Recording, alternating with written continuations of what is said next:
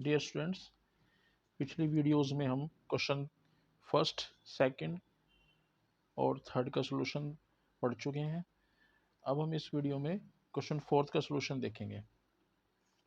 Right the solution sets in the set builder form. Question fourth का first part दिया है 3, 6, 9 and 12।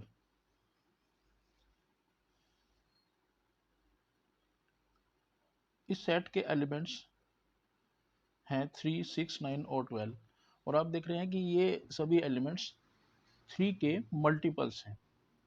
भाई 3 1 जा 3, 3 2 जा 6, 3 3 जा 9 और 3 4 जा 12।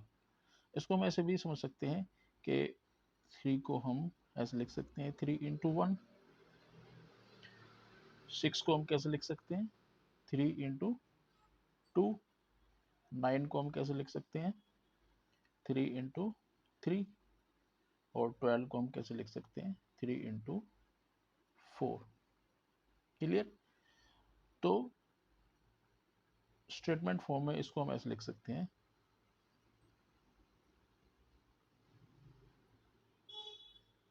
सेट हमारे पास है 3, 6, 9 and 12।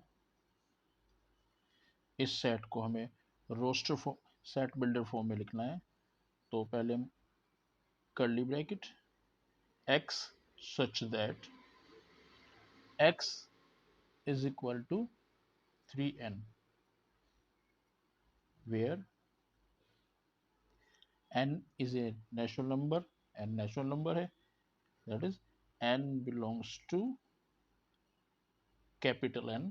Capital N natural number को रिप्रेजेंट करता है और यहाँ स्मॉल n की वैल्यू कहाँ से कहाँ तक है 1 से 4 तक।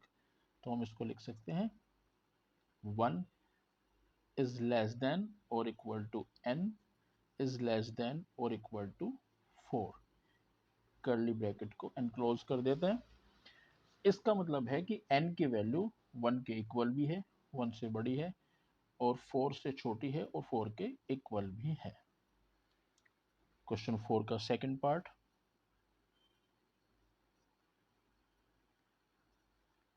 2, 4, 8, 16 एंड 32। इसी तरह इस सेट में हम देखते हैं कि एलिमेंट्स 2, 4, 8, 16 और 12 को हम इस तरह से लिख सकते हैं। देखिए 2 को हम ऐसे लिख सकते हैं 2 equal to 2 raise to the power 1।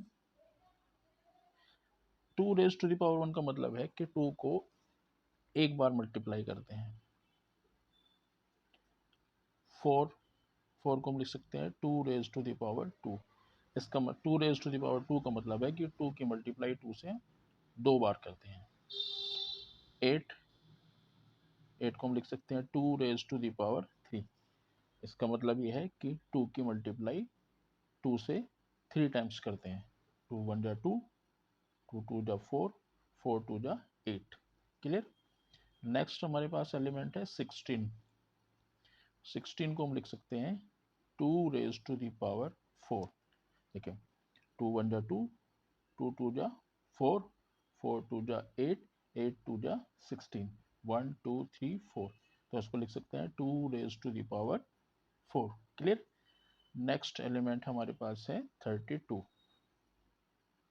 इसको हम लिखेंगे 2 1 जा 2, 2 2 जा 4, 4 2 जा 8, 8 2 जा 16 और 16 2 जा 32।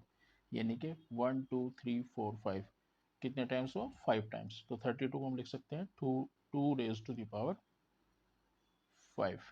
क्लियर। अब इस दी गए सेट को हम सेट बिल्डर फॉर्म में कैसे लिखेंगे देखिए जरा। पहले हम रोस्टर फॉर्म में लिख लेंगे इसको, जो कि दिया हुआ है 2 4 8 16 and 32 equal to bracket x such that x equal to 2 raised to the power n where n belongs to capital N, और n की वैल्यू कहाँ से कहाँ तक है 1 to 5, 1 2 3 4 5, ब्रैकेट एंड क्लोज कर देते हैं। क्लियर हो गया आप? नेक्स्ट क्वेश्चन है हमारे पास थर्ड, रोस्टर फॉर्म में दिया हुआ है 5 25 125 एंड 625, ब्रैकेट एंड क्लोज करते हैं। 5 सेकेंड पार्ट की तरह 5 को हम लिख सकते हैं, 5 को 5 रेज टू द पावर 1, 25 को लिख सकते हैं 5 रेज टू द पावर 2, 125 को हम लिख सकते हैं 5 रेज टू द पावर 3, 625 को हम लिख सकते हैं 5 रेज टू द पावर 4। अब जो सेट दिया गया है हमारे पास रोस्टर फॉर्म में, इसको हम सेट बिल्डर फॉर्म में कैसे लिखेंगे, 5 25 125 625 equal to set builder form में लिखेंगे bracket x such that x equal to 5 raise to the power n, वही condition where n belongs to capital N and 1 is less than or equal to n is less than or equal to 4। Second part में भी condition यही है, इसको एक बार ठीक कर लो,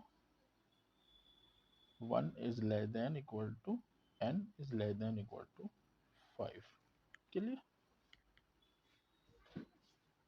अब इस क्वेश्चन 4 का फोर्थ पार्ट है हमारे पास, रोस्टर फॉर्म में दिया हुआ है जिसके एलिमेंट्स हैं 2 4 6 dash dash dash up to so on.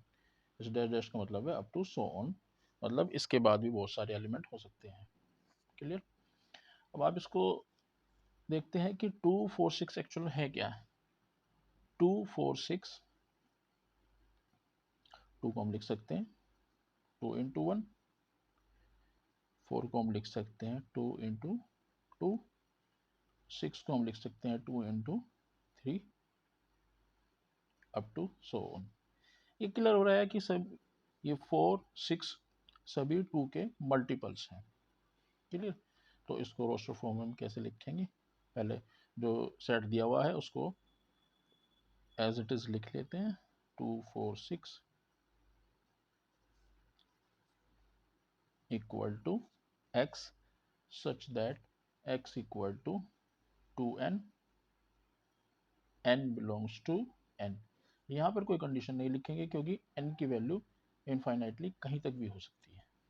Bracket को क्लोज कर देते हैं। नेक्स्ट पार्ट हमारे पास है फिफ्थ, जो दिया हुआ है सेट वो है 1 4 9 डैश डैश डैश कोमा 100। ध्यान से देखें तो 1 को हम लिख सकते हैं 1 रेज 1 स्क्वायर, 4 को लिख सकते हैं 2 स्क्वायर, 9 को लिख सकते हैं 3 square up to so on, और 100 को लिख सकते हैं 10 स्क्वायर। क्लियर? अब इस सेट को हम सेट बिल्डर फॉर्म में कैसे लिखेंगे, पहले उसे लिख लेते हैं एज इट इज, जैसे जो सेट दिया हुआ है 1 4 9 up to so on 100 equal to curly bracket x such that x equal to n square. Clear? और n की value comma where n belongs to i। एक चीज और यहाँ पर देखते हैं कि अगर हम -1 को -1 का स्क्वायर भी कर लिख सकते हैं, क्योंकि माइनस का जब हम स्क्वायर करते हैं तो भी प्लस ही आएगा। 4 को हम -2 का स्क्वायर भी लिख सकते हैं क्योंकि माइनस का स्क्वायर प्लस हो जाएगा और 2 का स्क्वायर 4। इसी तरीके से 9 को -3 का स्क्वायर भी लिख सकते हैं, माइनस का स्क्वायर वही प्लस हो जाएगा, और 3 का square 9 up to so on. 100 को हम -10 का होल स्क्वायर लिख सकते हैं, क्योंकि माइनस का स्क्वायर प्लस हो जाएगा और 10 का स्क्वायर 100 हो जाएगा। इस कंडीशन में n बिलोंग्स टू n, यानी कि n एक इंटीजर है, क्योंकि इसमें नेगेटिव नंबर भी इंक्लूड किए गए हैं और पॉजिटिव नंबर भी इंक्लूड किए गए हैं। तो यहाँ पर n की वैल्यू क्या हो जाती है, -10 इज लेस देन और equal to n is less than और इक्वल टू 10। क्लियर? ये हो गया आपके पास। ये उस कंडीशन में लिखेंगे जब n एक इंटीजर है। क्लियर है? अगर आप यहाँ पर n belongs to capital N लिखते हैं, यानी कि n नेचुरल नंबर है, फिर ये -10 नहीं लिखेंगे, फिर n इज लेस देन और इक्वल टू 10 लिखेंगे। क्लियर?